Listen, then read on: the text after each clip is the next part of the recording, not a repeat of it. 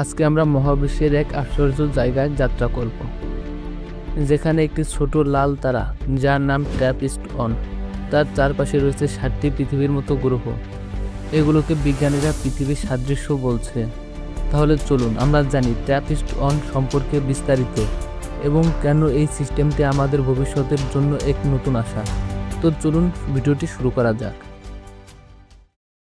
TRAPPIST এটি লাল বামন তারা, আমাদের সূর্য থেকে অনেক ছোট, ঠান্ডা এবং অল্প আলো দেয়। এই ধরনের তারা খুব ধীরে চলে, প্রায় 10 ট্রিলিয়ন বছর পর্যন্ত টিকে থাকতে পারে। ট্র্যাপিস্ট-1 পৃথিবীর থেকে 39.6 আলোকবর্ষ দূরে, যেখানে আমরা যেতে পারি না কিন্তু দেখতে পারি। 2016 সালে বেলজিয়ামের লয়েজ বিশ্ববিদ্যালয় ট্র্যাপিস্ট নামের একটি ছোট টেলিস্কোপ দিয়ে কিছু আলো কমে যাওয়া লক্ষ্য করে।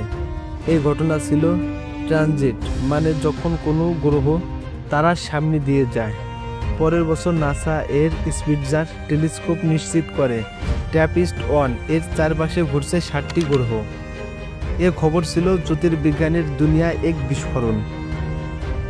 এই 7টি গ্রহ হলো ট্র্যাপিস্ট-1b, c, d, e, f, g এবং HL। তাদের মধ্যে E, F, G এই 3টি রয়েছে হ্যাবিটেবল জোনে।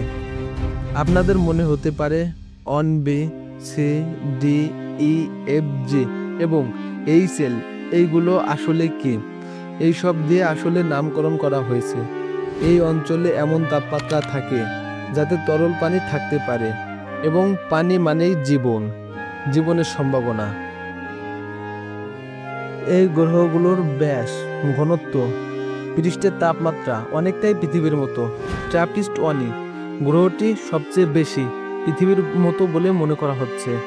নাসা, ইউরোপিয়ান স্পেস এজেন্সি এবং জেমস ওয়েব স্পেস টেলিস্কোপ সকলে মিলে বিশ্লেষণ করছে এই গ্রহগুলোর বায়ুমণ্ডল।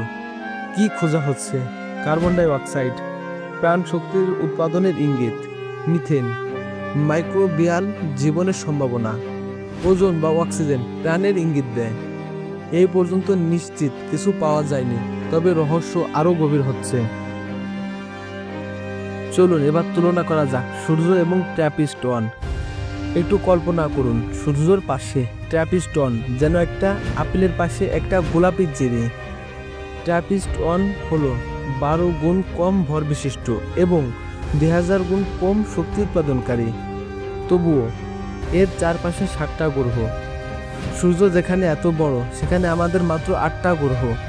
মহাবিশ্ব কত বিচিত্র হতে পারে ভাবা যায়? ভবিষ্যতের গবেষণা।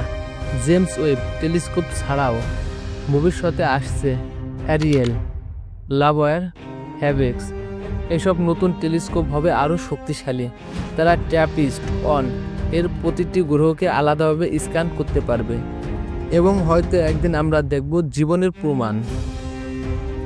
ভবিষ্যতে মানুষ কি যাবে?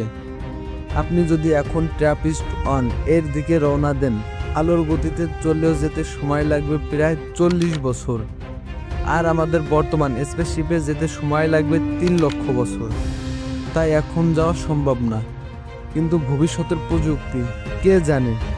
ব্রেক থ্রু স্টারশট নামে একটি প্রকল্প তৈরি হচ্ছে, যা আলোর কাছাকাছি গতিতে চলতে পারবে। তাহলে জীবন কোথায়? ট্র্যাপিস্ট-1 একা নয়, এমন হাজার হাজার লাল বামন তারা আছে। তাদের থাকতে পারে পুরো পৃথিবীর মতো গ্রহ। আমরা জানি না জীবন শুধু আমাদের পৃথিবীতে আছে নাকি ছড়িয়ে আছে পুরো মহাবিশ্বে, তবে ট্র্যাপিস্ট-1 আমাদের সেই পথ দেখাচ্ছে। ট্র্যাপিস্ট-1 আমাদের শিখায় আসার কোনো শেষ নেই। যেখানে সূর্য নেই সেখানে আলো আছে, যেখানে পৃথিবী নেই সেখানে জীবন থাকতে পারে। আজকে আমরা যেটা কল্পনা করছি, হয়তো একদিন সেটা সত্য হবে। আপনি কি বিশ্বাস করেন আমরা একা নই? ট্র্যাপিস্ট-1 কি হতে পারে আমাদের ভবিষ্যতের বাসস্থান? আপনার মতামত কমেন্টে জানান। ভিডিওটি ভালো লাগলে লাইক দিতে ভুলবেন না, আর মহাবিশ্বের রহস্য আরও জানার জন্য চ্যানেলটি সাবস্ক্রাইব করতে ভুলবেন না। আমরা আবার দেখা করব আরেকটি আশ্চর্য জগৎ নিয়ে। ধন্যবাদ।